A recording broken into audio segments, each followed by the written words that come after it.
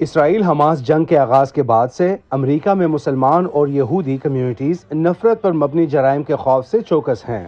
تازہ ترین مبینہ نفرت انگیز جرائم کے متاثرین میں سے ایک 6 سالہ مسلمان بچہ ہے جسے ہفتے کے دن 14 اکتوبر کو ریاست الینوائے میں چاقو کی وار سے قتل کیا گیا تھا۔ صدر جو بائیڈن نے اس بچے کے قتل کی شدید مذمت کی اور اپنی حکومت کو ہدایت کی ہے کہ وہ اس بچے کے قتل جیسے واقعات کو روکنے اور کسی بھی طرح کے ابھرتے ہوئے خطرات کی روک تھام کو ترجیح دیں۔ فدویٰ حسن کی پیدائش امریکہ میں ہوئی اور ان کے رشتہ دار اب بھی فلسطینی مغربی کنارے میں موجود ہیں۔ وہ نہ صرف ان کے بارے میں بلکہ امریکہ میں بڑھتی ہوئی کشیدگی کے بارے میں بھی فکر مند ہیں۔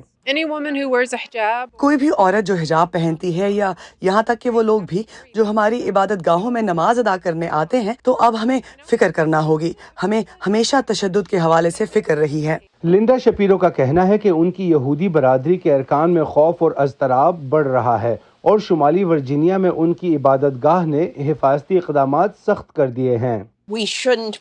ہمیں الزام تراشی یا نفرت انگیز تقریر میں ملوث نہیں ہونا چاہیے۔ ہمیں خود کو اور باقی سب کو یاد دلاتے رہنا ہے کہ اس سب کی ذمہ دار حماس ہے۔ ایف بی آئی کی تازہ ترین اعداد و شمار کے مطابق امریکہ میں یہودیوں کے خلاف نفرت پر مبنی جرائم میں حالیہ برسوں میں اضافہ ہوا ہے۔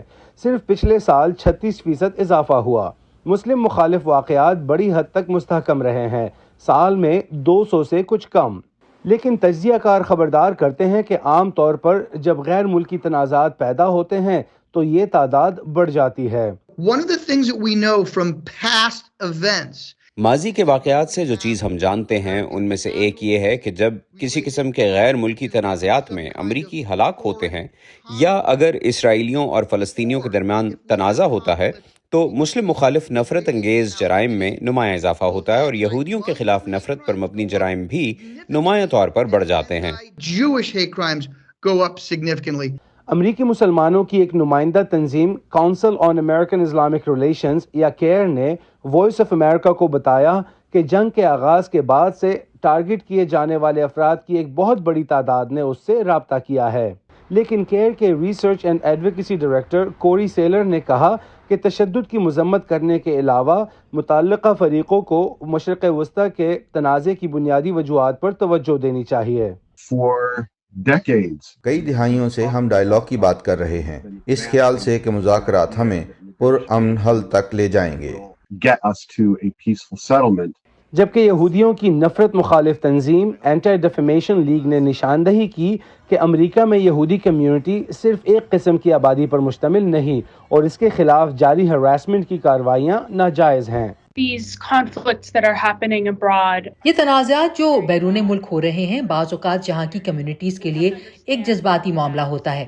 ہمیں یہ سمجھنا ہوگا کہ حکومت کے اقدامات بیرون ملک ہونے والی جنگ ان کی ذمہ داری کسی مذہب یا نسل کی تمام برادری پر نہیں ڈالنی چاہیے۔ جب نفرت انگیز جرائم یا پرتشدد واقعات رونما ہوں تو امریکی حکام متاثرین کی حوصلہ افزائی کرتے ہیں کہ وہ فوری طور پر اپنے مقامی پولیس اسٹیشنز یا غیر سرکاری تنظیموں کو رپورٹ کریں۔ ورونیکا بلڈیرس اگلیسیس کی رپورٹ کے ساتھ Imran Jadoon, Voice of America.